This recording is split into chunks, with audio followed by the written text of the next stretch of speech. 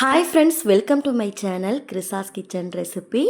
இன்றைக்கி நம்ம இன்ஸ்டண்ட்டாக பண்ணக்கூடிய ஒரு ஸ்வீட் ரெசிபி எப்படி பண்ணுறதுன்னு தான் பார்க்க போகிறோம். இது குலோப் ஜாமுன் ஜிலேபி மாதிரி சாப்பிட்றதுக்கு நல்லா சாஃப்டாகவும் ஜூஸியாகவும் ரொம்பவே நல்லாயிருக்கும். வீட்டில் கெஸ்ட்டு வரும்போது ஏதாவது டக்குன்னு ஒரு ஸ்வீட் ரெடி பண்ணணும் அப்படின்னா இதை செஞ்சு பாருங்கள். கம்மியான பொருட்களை வச்சு ஈஸியாக செஞ்சிடலாம். இப்போ வாங்க இந்த ரெசிபி எப்படி பண்ணுறதுன்னு பார்க்கலாம். ஃபஸ்ட்டு இந்த ரெசிபி பண்ணுறதுக்கு ஒரு பவுலில் அரை கப் ரவை சேர்த்துக்கோங்க. அடுத்து இது கூடவே அரை கப் மைதா மாவு சேர்த்துக்கோங்க. நீங்கள் மைதா மாவுக்கு பதிலாக கோதுமை மாவு கூட யூஸ் பண்ணிக்கலாம். கூடவே ஒரு பிஞ்ச் அளவுக்கு உப்பு சேர்த்துக்கோங்க. அடுத்து ஒரு டீஸ்பூன் சர்க்கரை சேர்த்துக்கோங்க. அடுத்து இது கூடவே 3 டீஸ்பூன் லெமன் ஜூஸ் சேர்த்துக்கோங்க. ஒரு சின்ன ஸ்பூனில் லெமன் ஜூஸ் ஒரு 3 டீஸ்பூன் இருக்க மாதிரி சேர்த்துக்கோங்க. லெமன் ஜூஸ் சேர்க்கும் போது அதில் இருக்க விதையெல்லாம் நீக்கிட்டு அதுக்கப்புறமா சேர்த்துக்கோங்க. லெமன் ஜூஸ் சேர்த்ததுக்கப்புறமா அடுத்து 3/4 கப் அளவுக்கு காய்ச்சி ஆற வச்ச பால் கொஞ்சம் கொஞ்சமாக சேர்த்துட்டு இதை நல்லா மிக்ஸ் பண்ணி விட்டுக்கோங்க. பால் சேர்க்கும்போது கொஞ்சம் கொஞ்சமாக சேர்த்துட்டு இதில் எதுவும் கட்டி இல்லாத மாதிரி நல்லா கலந்து எடுத்துக்கோங்க. தேவைப்பட்டால் நீங்கள் இன்னும் கூட 1 டேபிள் ஸ்பூன்லேருந்து 2 டேபிள் ஸ்பூன் பால் கூட சேர்த்துட்டு நல்லா மிக்ஸ் பண்ணி எடுத்துக்கலாம். இந்த மாவை நல்லா கலந்ததுக்கப்புறமா இதோட கன்சிஸ்டன்சி பாருங்கள், இது மாதிரி தான் இருக்கணும். இதை நல்லா கலந்ததுக்கப்புறமா ஒரு 15 நிமிஷத்துக்கு இதை ஊற வச்சுடுங்க. ரவை நல்லா ஊறி வரட்டும். அடுத்து நம்ம இந்த ஸ்வீட்க்கு சர்க்கரை பாகு ரெடி பண்ணிக்கலாம். அதுக்கு ஒரு பேனில் 1 கப் அளவு சர்க்கரை சேர்த்துக்கோங்க. கூடவே 1 கப் அளவு தண்ணி சேர்த்துக்கோங்க. அடுத்து நல்ல வாசனைக்காக அரை டீஸ்பூன் ஏலக்காய் தூள் சேர்த்துக்கோங்க. இப்போது ஸ்டவ் ஆன் பண்ணிவிட்டு இதை நல்லா கொதிக்க வச்சுக்கலாம். அடுப்பை ஹை ஃப்ளேம்லேயும் மீடியம் ஃப்ளேம்லேயும் மாற்றி மாற்றி வச்சுட்டு சர்க்கரை நல்லா முழுமையாக கரையிற வரைக்கும் கொதிக்க வச்சுக்கோங்க.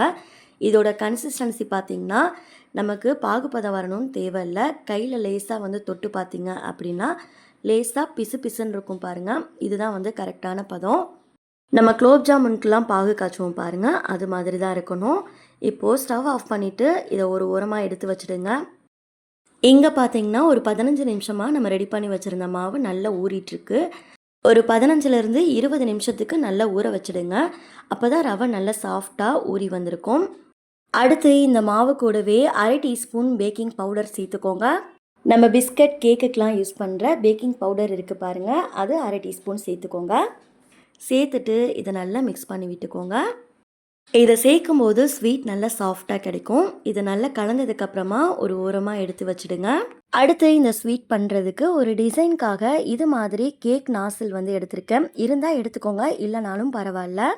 இந்த நாசிலை பைப்பிங் பேக்கில் சேர்த்துட்டு நம்ம மாவை உள்ளே கொஞ்சம் கொஞ்சமாக சேர்த்துக்கலாம். ஒருவேளை உங்ககிட்ட இந்த பைப்பிங் பேக் இல்லை அப்படின்னாலும் பால் கவர் இருந்தால் கூட அதை க்ளீன் பண்ணிவிட்டு கட் பண்ணிவிட்டு யூஸ் பண்ணிக்கலாம். அதில் மாவை சேர்த்ததுக்கப்புறமா கீழே கார்னரில் கொஞ்சமாக கட் பண்ணி விட்டுக்கோங்க. பைப்பிங் பேக்கில் பாதி அளவுக்கு மாவை சேர்த்ததுக்கப்புறமா நம்ம டைரெக்டாக எண்ணெயில் பிழிஞ்சிக்கலாம். பிகினர்ஸாக இருந்தீங்க அப்படின்னா பிளேட்டில் இது மாதிரி ஒரு டைம் ப்ராக்டிஸ் பண்ணிவிட்டு அதுக்கப்புறமா டைரெக்டாக நீங்கள் எண்ணெயில் பிழிஞ்சு விட்டுக்கோங்க. மாவை பிழியும் போது நல்லா நெருக்கமாக இருக்க மாதிரி பிழிஞ்சு விட்டுக்கோங்க, அப்போ தான் பிரியாமல் வரும். அடுத்து ஸ்டவ்வில் எண்ணெயை ஹீட் பண்ணிவிட்டு மாவை நம்ம பிழிஞ்சு விட்டுக்கலாம். எண்ணெய் பார்த்திங்கன்னா மீடியம் ஹீட்டில் இருக்க மாதிரி பார்த்துக்கோங்க.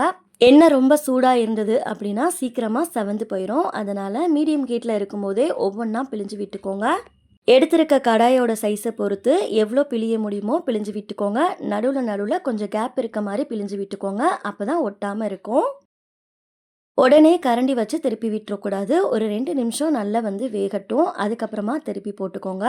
இது 2 பக்கமும் நல்லா செவந்து வரணும். அடுப்பை மீடியம் ஃப்ளேமில் வச்சுட்டு 2 பக்கமும் நல்லா பொன்னிறம் வர அளவுக்கு நல்லா ஃப்ரை பண்ணி எடுத்துக்கோங்க. இப்போ பாருங்கள், நம்ம சேர்த்துருந்த எல்லாமே நல்லா கலர் மாறி வந்திருக்கு. எண்ணெயோட பபிள்ஸுமே நல்லா அடங்கி வந்திருக்கு. நம்ம இதை வெளியில் எடுத்துடலாம். இதை எல்லாத்தையும் வெளியில் எடுத்ததுக்கப்புறமா நம்ம ஏற்கனவே ரெடி பண்ணி வச்சுருந்த சுகர் சிரப் இருக்குது பாருங்கள், அதில் சேர்த்துட்டு இதை 2 பக்கமும் நல்லா திருப்பி போட்டு ஒரு 10 நிமிஷத்துக்கு ஊற வச்சுக்கோங்க. இப்போ இதை நல்லா ஊறட்டும். அடுத்து இதே மாதிரியே பேலன்ஸ் இருக்க மாவையும் ஒவ்வொரு பேட்சாக எண்ணெயில் போட்டு பொரிச்சு எடுத்துக்கோங்க.